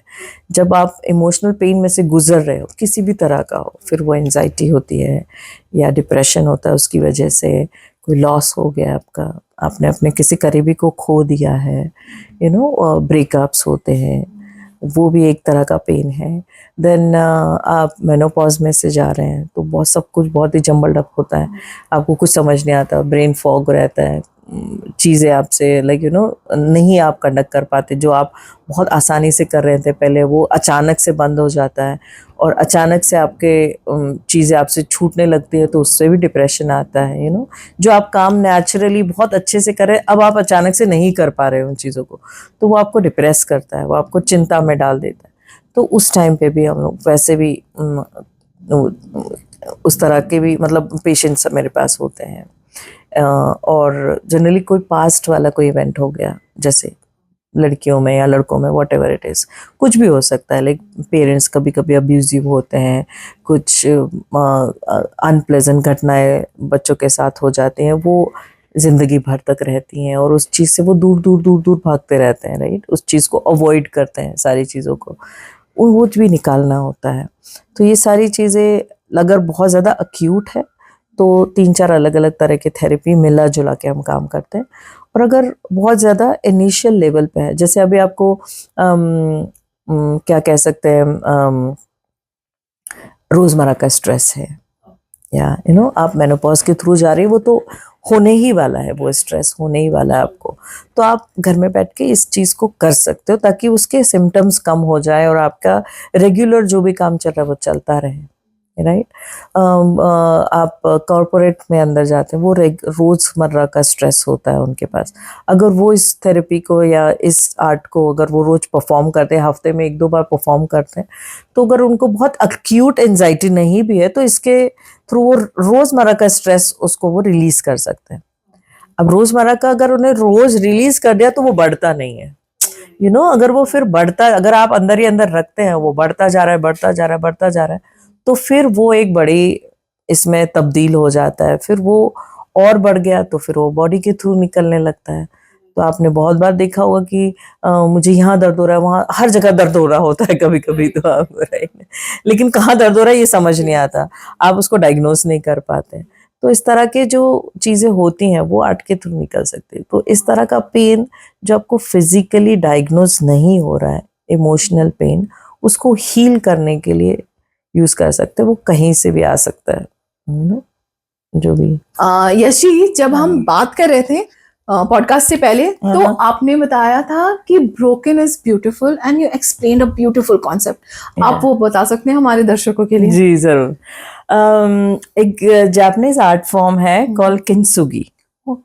तो उसमें क्या होता है कि जो जापानीज पॉटरी होती है वो उनका बहुत ही अजीज, उनके दिल के बहुत करीब होती है, उनके ट्रेडिशन से जुड़ी है।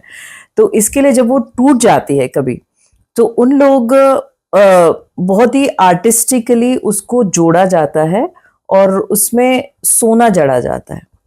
सो दैट पॉटरी जो जिस तरह से वो जुड़ी है, it's more beautiful then before, और उसकी कीमत भी उससे ज्यादा होती है जो ओरिजिनल पॉटरी से है। सो हम लोग रिलेट कर सकते हैं हमेशा कि broken is not always a कचरा और फेंक देने वाली थिंग नहीं होती है, वो हमेशा बेकार नहीं होती है। अगर आप उसको सही तरीके से जोड़ेंगे तो वो पहले से भी ज्यादा खूबसूरत बन सकती है। This is what we do here neurographica में या आर्ट थेरेपी में या किसी भी तरह के आर्ट फॉर्म में। We put all those negative thoughts on the paper, सारा कुछ। आप अपना फ्रस्ट्रेशन निकाल दीजिए, आप अपने नेगेटिव थॉट्स सब कुछ उस पेपर पे डाल दीजिए, सब कुछ, और फिर हम उसको ब्यूटीफाई करते हैं। सो जो आपने पहले अपना फ्रस्ट्रेशन डाला है उसको पूरे पेपर पे हम इस तरीके से, इतना ब्यूटीफुल तरीके से उसको डिसॉल्व करते हैं कि आपको वो दिखेगा भी नहीं कि आपने कहाँ से शुरुआत करी थी। अच्छा। तो तरीका ये है कि आपने क्या किया, एक बहुत सारे नेगेटिव थॉट्स को ब्यूटीफाई कर दिया। तो आपने जहां से शुरुआत करी थी और जहां पे उसका अंत किया है, तो अंत बहुत ही सुखद, पॉजिटिव और बहुत सुंदर है, राइट। और शुरुआत जो थी वो आपके खराब और सब नेगेटिव थॉट्स के साथ में थी। सो यहाँ पे ये इस तरह से काम करता है। तो मैंने क्या किया है कि एक नेगेटिव थॉट को मैंने एक पॉजिटिव एंड के साथ में जोड़ा है, जो आपके माइंड में रह जाता है। This is how it works. आपने एक और एग्जाम्पल दिया था कि कभी एक प्लेट टूट जाए तो उसको बहुत अच्छे से आप एक आर्ट फॉर्म में आर्ट फॉर्म में क्रिएट कर सकते हैं, एनीथिंग लाइक यू नो, जो भी चीज आप जैसे अपन हम लोग बोलते हैं जो यूजलेस खराब पड़ी हुई चीजें होती हैं उसको आप ठीक कर देते हो, या उसको ब्यूटीफाई करके आप घर में सजा सकते हो, राइट, बेकार पड़ी हुई चीजों को। अगर आपने ध्यान दिया होगा तो पुराने जमाने में जो नानीज और दादीज होते थे वो गोदड़ी भी सिलते थे, राइट, पुराने कपड़े हो या बचे हुए कपड़े होंगे या फिर उसके डिजाइन, तो उसके पैचेस बना के what they do nothing else like कि वो जो बेकार चीज है उसको एक बहुत यूजफुल और यूनिक और बहुत सुंदर चीज में उन्होंने कन्वर्ट किया, जिसको आप बहुत ब्यूटीफुली यूज भी करते हो, जिंदगी भर यूज करते हैं हम उस चीज को, राइट। सो ये एक थेरेपेटिक प्रोसेस है जो उन्होंने किया, अननोइंगली होता है पर वो होता है हमारे best out of waste, best out of waste जो भी है। ये कॉन्सेप्ट है, हम लोग को स्कूल में भी हुआ करता था ये सारी चीजें, एक्सरसाइज हुआ करती थी। तो ये ना सिर्फ ऐसा है कि आप चीजों को फेंक रहे हैं या उसको वो जाया कर रहे हैं, ये एक्चुअली थेरेपेटिक है सारी चीजें, क्योंकि आप इसे सीख रहे हो कि जो चीज पहले थी और वो बाद में एंड रिजल्ट क्या हुआ उसका, यही आपको अपने इमोशंस के साथ में भी करना होता है।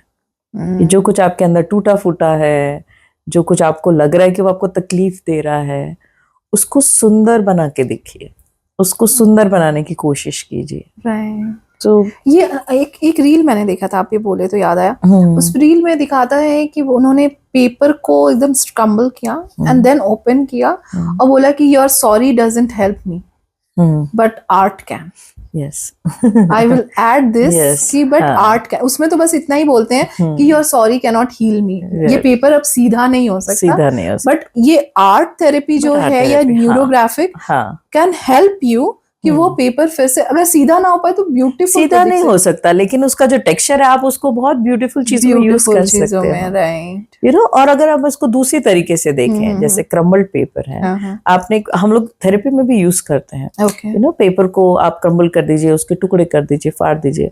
तो मैंने क्या किया, जब आप उसको क्रम्बल करते हैं आप एक तरह से उसमें एनर्जी अपनी डाल रहे हैं, राइट। आप आटा लगाती हैं या मिट्टी रौनते हैं हम लोग, तो क्या करते हैं हम लोग, एक तरह से अपना फ्रस्ट्रेशन निकाल रहे होते हैं। तो जो भी आपके अंदर एनर्जी जो दबी पड़ी है, भरी पड़ी है, उसको आप बाहर निकाल रहे होते हैं, राइट, एक तरीके से, राइट। तो जब आप जैसे पेपर क्रम्बल करते हैं या उसको फाड़ते भी है, तो एक तरह से फ्रस्ट्रेशन आप बाहर निकाल रहे हैं। तो हम लोग थेरेपी में भी इसको यूज करते हैं, इस चीज को करते हैं हम लोग यूज, और फिर उसको ब्यूटीफाई करते हैं। अच्छा, उसको फिर हम किसी आर्टवर्क के अंदर यूज करते हैं, कोलाज बनाते हैं। सो क्या हुआ, जहां से मैंने शुरू किया और जहां पे जर्नी खत्म करी है, सो दो बहुत अपोजिट थिंग्स है, राइट। और जहां आप एंड करते वो ज्यादा याद रहता है, जहां शुरुआत करते वो इतनी याद नहीं। Ending is important, ending is important, कि आपने उस चीज का क्या बना दिया, ये फिर हमको आदत हो जाती है। हम इसको इससे भी जोड़ सकते हैं कि कई बार हमारे जो इमोशंस हैं, क्योंकि वो वेंट आउट नहीं हुए या जिससे हमें कहना था वो इंसान ही अब हमारी लाइफ में नहीं है, करेक्ट, तो वो रह जाता है आपके दिमाग में, क्योंकि और अगर उसको एक खूबसूरत तरीके से आपने एक एंड दे दिया तो now it's gone. Closure important होता है, राइट। क्लोजर बहुत इंपॉर्टेंट है, हर चीज का क्लोजर। अगर आप उसको ओपन रखेंगे तो वो हमेशा आपके साथ में रहेगा, तो उसको क्लोजर करना है उसको, और बहुत अच्छे तरीके से क्लोजर करें, positively, not negatively. Right, yes, beautiful it was. Now, coming to my next question, because this is absolutely a new thing. तो बहुत लोग समझते भी नहीं होंगे जी हाँ। तो कुछ ऐसे मिथ्स हैं या कुछ ऐसी धारणा है जो आपने बार बार सुना होगा और यू वांट टू क्लैरिफाई कि नहीं, दिस इज नॉट दिस। तो बहुत लोग, एक तो बहुत सारा अवेयरनेस नहीं है। थेरेपी अभी अभी बहुत हमारे यहाँ सुनने में आता है, या वर्ड लोग एक्सेप्ट कर रहे हैं, we are hearing this thing, and बहुत सारा अवेयरनेस आ गया है। पुराने जमाने में क्या होता था कि एक एक्सट्रीम एंड था कि जहाँ पे मेंटल हेल्थ को बिल्कुल भी तवज्जो दी ही नहीं जाती थी, यू नो, कि ऐसा कुछ नहीं होता, लाइक भूत होते हैं लेकिन मेंटल हेल्थ कुछ नहीं, इस तरह की चीजें थी, बहुत इग्नोरेंस होता था। महिलाएं तो बहुत ज्यादा इग्नोर करती थी अपनी मेंटल हेल्थ को। अब जो दौर आया है, जो नई पीढ़ी आई है, इन्होंने एक्सट्रीम उस लेवल पे पेंडुलम है अभी कि हर एक छोटी बात को लगता है कि यू नो, उनको लग रहा है कि मैं डिप्रेस हूँ, मुझे एंजाइटी हो रही है, हर एक छोटी बात। तो छोटे बच्चे भी ये छोटे बच्चे ये वर्ड्स यूज करने लगे, बहुत कॉमनली यूज करने लगे, जबकि वो इतने कॉमन यूज करने वाले वर्ड्स नहीं है ये, राइट। तो सबसे पहले अवेयरनेस इस बात की हमको लानी पड़ेगी कि कब हमको उस चीज की जरूरत है, राइट। हर छोटी बात के लिए नहीं, जैसे अभी हमने पहले भी डिस्कस किया, एंजाइटी अच्छी होती है, पर एंजाइटी कब खराब हो जाती है, कब अनकंट्रोलेबल हो जाती है, या कब वो डिसऑर्डर हो जाती है, उस बात को आपको समझना जरूरी है, तभी आप उसके ऊपर काम कीजिए, अदरवाइज उस पे ऊपर काम करने की जरूरत नहीं है आपको। छोटी मोटी एंजाइटी, लाइक जैसे अगर आपको कल आपका एग्जाम है, आज अगर आपको एंजाइटी हो रही है, पेपर के पहले हो रही है, तो वो नेचुरल है, राइट।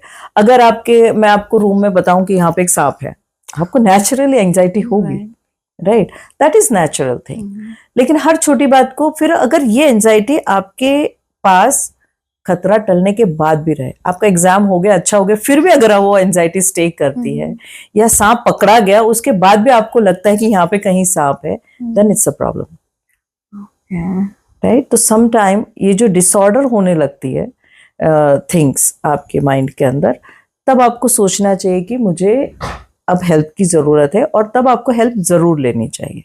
ओके ये है हर, मतलब बहुत इनिशियल या बहुत पहले आप चेक कर लें कि आपको कितना प्रॉब्लम है, सच में वो प्रॉब्लम है भी कि नहीं है। ओवर थिंकिंग भी अच्छा होता है, ओवर थिंकिंग अगर नहीं होती तो बहुत सारे इनोवेशन भी नहीं होते, राइट।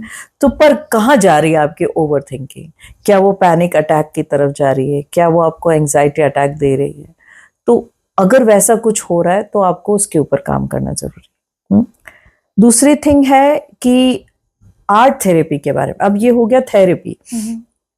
आर्ट थेरेपी के बारे में कई लोगों को ऐसे लगता है कि अगर मैं आर्टिस्ट नहीं हूं तो I can not take any benefit of it, मुझे उससे कोई फायदा नहीं होगा, या मैं नहीं कर सकती उसको, या कर सकता हूं।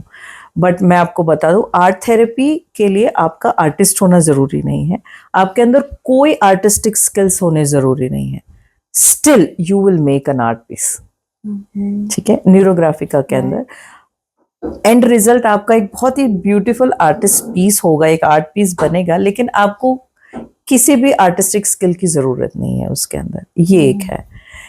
तीसरी बात आती है कि ज्यादातर लोगों को लगता है ये बच्चों का काम है, इसमें क्राफ्टिंग होती है और बच्चों के लिए ठीक है, अडल्ट्स के लिए ये ठीक नहीं है।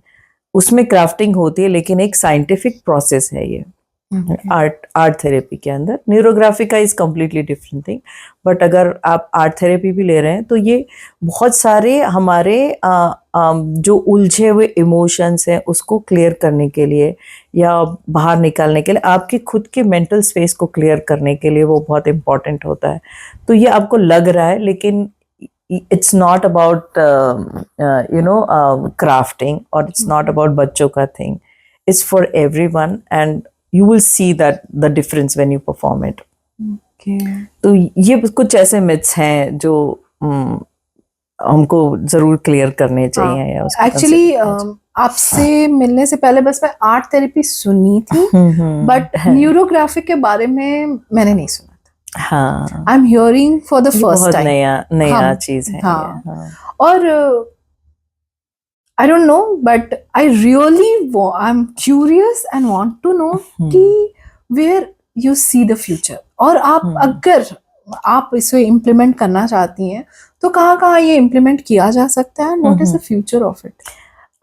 न्यूरोग्राफी का नम्रता, जो बहुत ही नया कॉन्सेप्ट है, ये एक रशियन साइकोलॉजिस्ट हैं पाउलो पेस्करो, उन्होंने ये इन्वेंट किया है, राइट। तो ये एक कुछ 10 साल पुरानी चीज है, लेकिन ये मेरे ऊपर बहुत अच्छे से काम किया। इसके लिए मैं इसकी तरफ मुड़ी और इसके अंदर मैंने सीखा और इसमें रिसर्च किया है, और मुझे ऐसा लगता है कि जितने लोगों को भी मैंने ये सिखाया है उनको भी बहुत बेनिफिशियल हुआ है। सो नाउ अब इसका फायदा क्या है मैं बताऊं आपको, कि ये फायदा है कि आप अकेले घर पे परफॉर्म कर सकते हो, दिन के या रात के किसी भी समय पे परफॉर्म कर सकते हो।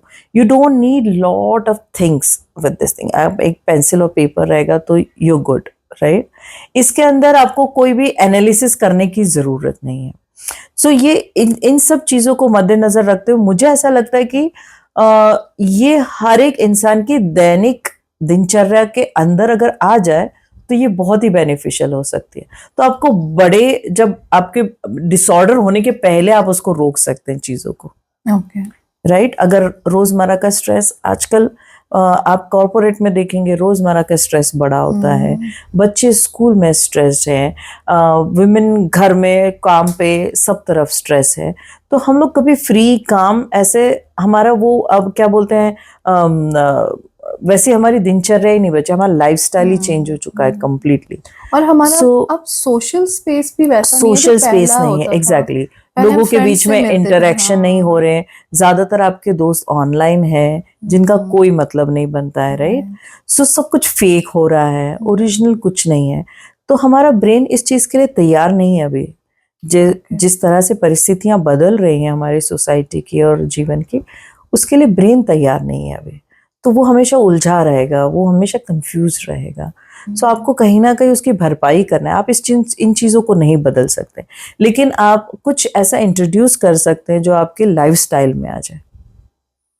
सो आप अगर रोज स्ट्रेस में रह रहे हैं तो आप अपने लाइफस्टाइल में इस चीज़ को भी लाएं कि ओके, इसको डी स्ट्रेस करने के लिए मैं क्या कर सकती हूँ या क्या कर सकता हूँ, जो मैं अगर करता रहूँ तो शायद, जैसे अभी डिटॉक्स वाटर, बॉडी को भी डिटॉक्स करने की जरूरत पड़ती है क्योंकि खाना ठीक नहीं है, बाहर प्रदूषण है, ये है वो है। तो वैसे ही आपके मेंटल हेल्थ को ठीक रखने के लिए हमको ये दैनंदिन इसके अंदर अगर आप उसको करें तो मेरे मिशन में ये शामिल है कि उसको परफॉर्म किया जाए, एक अपने लाइफस्टाइल में लेके आए, ठीक है।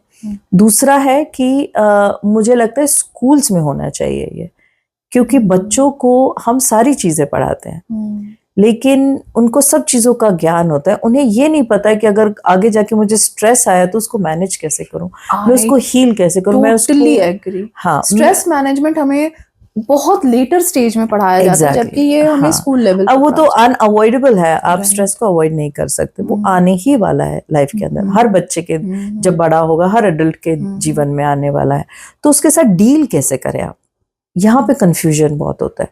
उनको वो डीलिंग नहीं सिखाया जाता कहीं पे भी, बहुत छोटे बच्चों को तो नहीं, लेकिन थोड़े बड़े जो समझदार बच्चे जिनको पता है कि क्या हो रहा है क्या नहीं हो रहा है, और छोटे बच्चों में भी अगर आदत डाल दे तो बहुत अच्छी बात है। तो ये यहाँ पे ये स्कूल लेवल पे भी होना चाहिए, मुझे ऐसा लगता है। तो आर्ट टीचर्स अगर इसको सीख लें, स्कूल के आर्ट टीचर्स, और वो बच्चों को उनके इसमें लाइफस्टाइल में लेके आए या उनसे परफॉर्म करवाएं, तो उनको आई थिंक आदत हो जाएगी उस चीज़ की, और उनको पता होगा कि अगर आगे जाके मुझे इस तरह का अगर स्ट्रेस आ रहा है तो मुझे क्या करना है और उसके साथ डील कैसे करना है, ये चीज़ें उनको समझ में आ जाएगी। और आई थिंक थोड़े बहुत प्रॉब्लम उनके सॉल्व हो सकते हैं बड़े होने के। एक बहुत ही एंग्शियस मीटिंग के अंदर भी अगर आप बैठे हो, स्ट्रेस मीटिंग रहती है, राइट, तो उसमें भी अगर आप बैठे बैठे उसको छोटा सा कुछ परफॉर्म कर ले, यू विल जस्ट काम योरसेल्फ, तो आपका आउटपुट अच्छा होगा। लेकिन बहुत छोटे लेवल पे मैं बात कर रही हूँ कि एक बहुत ही आपने स्कूल में भी देखा होगा, हम लोग जब बोर होता था तो हम लोग बुक के पीछे वाले 4-5 पन्ने हमेशा स्क्रिबल रहता है कुछ ना कुछ। दैट वाज नथिंग बट हमारा एंजाइटी को वो उसका तरीका था वो निकालने का। वो स्क्रिबलिंग जो होता है वो यही है, वो कुछ और नहीं है, राइट। हम लोग को नहीं समझ आता, वो बहुत नेचुरली हम करते थे वो चीजें, पर वो छूट गया है हमसे। अब हमारे पास ना तो नोटबुक्स है ना पेंसिल्स होते हैं, हमेशा हम टाइप कर रहे होते हैं, एवरीथिंग लाइक ऑन स्क्रीन, कोई टच नहीं है पेपर का, बहुत सारी चीजें नहीं है। तो एक छोटे तौर पे एक छोटे थोड़े से टाइम के लिए हमको वो वापस ला सकते हैं हम वो सारी चीजें। तो ये इस तरह का एक मेरा मिशन है। हाँ, फीमेल्स को भी ऑफ कोर्स जो घर में रहती हैं, अगर आप मेनोपॉज के थ्रू जा रहे हैं या फिर जनरली मेरे कुछ क्लाइंट्स ऐसे भी हैं जिनके बच्चों की शादियां हो गई, बेटी हैं, शादी हो गई है, अब वो मदर्स को पता ही नहीं है मुझे क्या करना है, क्योंकि उन्होंने पूरा जीवन बच्चों के आसपास दिया था, बच्चे चले गए, अब उनको पता ही नहीं है कि मुझे इस जीवन के साथ करना क्या है। मेरे सामने कोई गोल नहीं है अभी, राइट। जो मदर्स होती हैं आजकल, तो हम लोग काम कर रहे हैं, जो काम नहीं करती हैं या जिन्होंने पूरा का पूरा अपना जीवन घर के लिए दिया हुआ है, बच्चों के लिए दिया हुआ, उनकी देखभाल में दिया, अचानक से वो खाली हो जाती है, अचानक से उनको पता नहीं होता क्या करना है। वहां पे ऐसी चीजें बहुत ज्यादा काम में आती है, क्योंकि आपको वो क्लियर करती है, आपका माइंड क्लियर करती है, आपको एंगेज करती है, आपको एक रिसोर्स देती है करने के लिए, सोचने के लिए, एक रास्ता देती हैं कि आप इसमें कुछ कर सकते हैं आगे जाके, ऐसा। तो ये बहुत न्यू मॉम्स को भी काम न्यू मॉम्स के लिए बहुत ज़्यादा इम्पोर्टेंट है, क्योंकि new moms they don't know how to handle kids. I have even faced the challenge. You did. Yeah, even me too. So तब और एक और अभी नई चीज हम लोग सुनते हैं, पोस्टपार्टम डिप्रेशन, राइट? बच्चे होने के बाद में वो मदर्स में बहुत ज्यादा कॉमन हो रहा है आजकल. तो उस वहाँ पे भी ये काम में आता है. मेरे एक कोलीग भी है, शी गॉट अ बेबी, और उसको क्या कहते हैं, उसको समझ नहीं आ रहा क्या करना है. वो देश के बाहर रहती है, कोई रिश्तेदार नहीं है, उसको पता नहीं कैसे बच्चा तो वो हमेशा स्ट्रेस्ड रहती है. तो she is doing all those things with me. So ऐसा होता है, न्यू मॉम्स के साथ में भी होता है. तो अपने आप को अगर आपने काम रखा, शांत रखा, तो आप अच्छे से परफॉर्म कर पाते हैं चीजों को. वो आपका बच्चा नहीं पालेगा या कुछ वो प्रॉब्लम सॉल्व नहीं करेगा, बट जब तक आप परेशान हैं, आप किसी भी चीज को सॉल्व नहीं कर सकते. तो जब तक आप अपने आप को काम करेंगे, तो फिर अपने आप हल निकलता है चीजों का. आप सोचने की स्थिति में आ जाते हैं कि इसका सोल्यूशन क्या है. राइट? आपके आंसर से मुझे ये पता चला, it will work for kids, for working women, for non working women, yes, for women who have, उन्होंने अपनी पूरी जिंदगी निकालनी है. Now what, now alone what, मतलब हस्बैंड वाइफ रहे हैं, बच्चे चले गए, उनके लिए है. कॉर्पोरेट, अब जैसे मीटिंग में बैठे हुए स्क्रिबल करना, तो कॉर्पोरेट वालों के लिए, means in fact anybody can take the benefit of this. Anybody can take. Just इसको थोड़ा अपने लाइफस्टाइल में लेके आए तो, क्योंकि आजकल नोइंगली अननोइंगली स्ट्रेस सबकी लाइफ में. और शुरुआती तौर पे बहुत अच्छे से काम कर रहे थे, अकेले आपको डॉक्टर के पास जाने की जरूरत. तो होता क्या है कि ये अगर स्ट्रेस आप पालते रहते हैं ना, तो ये बढ़ता जाता है, फिर ये बड़ी बीमारी में आता है, फिर ये उससे भी बड़ा हो जाता है. वहां तक जाने की बजाय अगर आप पहले उसको कट डाउन कर देते हैं, उसको मैनेज कर लेते हैं, तो ये आगे जाने की गुंजाइश कम हो जाती है. पता चला है कि स्ट्रेस की वजह से आपको डायबिटीज हो रहा है, हार्ट अटैक, हार्ट फेलियर, ये सब तो कॉमन है, लेकिन डायबिटीज भी हो रहा है. स्ट्रेस की वजह से बहुत सारी आजकल बच्चों को भी बहुत 13-14 इयर्स में आपको डिटेक्ट हो रहा है कि यू आर डायबिटिक. तो कहीं ना कहीं और हम कहीं ना कहीं बच्चों को स्ट्रेस पास ऑन करते हैं, क्योंकि हमारी लाइफ इतनी बिजी हो चुकी है. आप अपना स्ट्रेस बच्चों को अननोइंगली पास ऑन करते रहे. राइट? तो ये सबके लिए है, सबके लिए. आप मदर एंड चिल्ड्रन अगर मिल्क बांट के भी आपस में भी करें, तो भी बहुत अच्छा है, दोनों के लिए बेनिफिशियल है. साथ में आप टाइम बिता सकते हैं, यू नो, तो उसके दूसरे भी फायदे बहुत सारे आप उठा सकते हैं. अगर ये करें तो एक साथ बहुत सारी चीजें हो सकती हैं. फैमिली मिलके परफॉर्म कर सकते हैं ये चीज जैसे. राइट. तो now I will come to one thing, कि हमने सारा डिस्कशन तो कर लिया, नाउ सोल्यूशन पे आते हैं. कि अगर हमें आपको कांटेक्ट करना है, या एनीवन जिसको आपसे कांटेक्ट करना है, हाउ दे कैन कांटेक्ट? मेरा आर्ट वेदा करके एक यूट्यूब चैनल है. आर्ट वेदा मेरा इंस्टाग्राम हैंडल भी है. आप मेरे को डीएम कर सकते हैं, उसके अंदर ईमेल कर सकते हैं. मेरे चैनल के ऊपर ईमेल आईडी भी दिया हुआ है, आप ईमेल कर सकते हैं.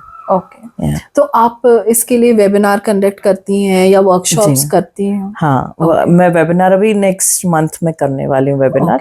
अगर किसी को भी उसमें पार्टिसिपेट करना है तो they can write me, and if they are following में उनको पता चल जाएगा. आप वर्कशॉप अभी तक तो मैंने नहीं किया है, but I am planning to do that also.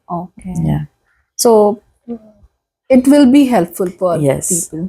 And one more thing, like I want to make a group, like community, that like mental health का आजकल जो मैं देख रही हूँ, जो लाइफस्टाइल बढ़ता जा रहा है, इट्स लाइक लोनलीनेस ज्यादा बढ़ रहा है, सोशल इंटरेक्शन बहुत ज्यादा कम हो रहा है, कम हो गया है लोगों में, बच्चों में और बड़ों में भी, यू नो.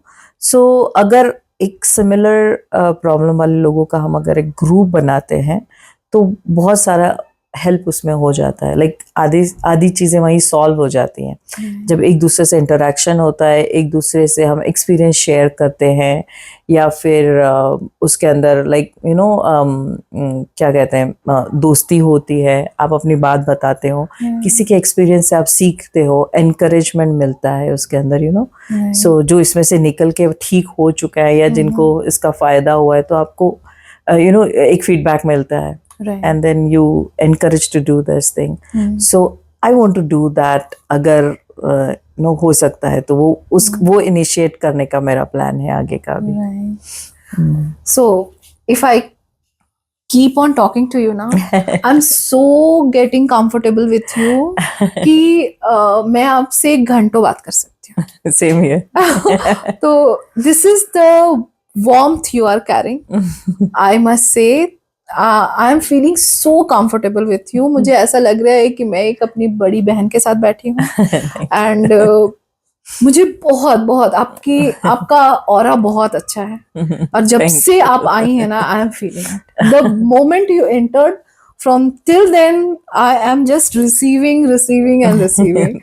तो यश, आप बहुत प्यारी हैं. Thank you so And, much. Same here. Thank you so much. आप आई और आपने बहुत कुछ बताया, एंड आपको पता नहीं है कि ये पॉडकास्ट बहुत लोगों को हेल्प करेगा. Yeah. Thank you so much कि आप आई एंड आपने ये सारी बातें हमें बताई. A heartfelt thank you to you and all the best for this new concept and your journey. Thank you so much for having me.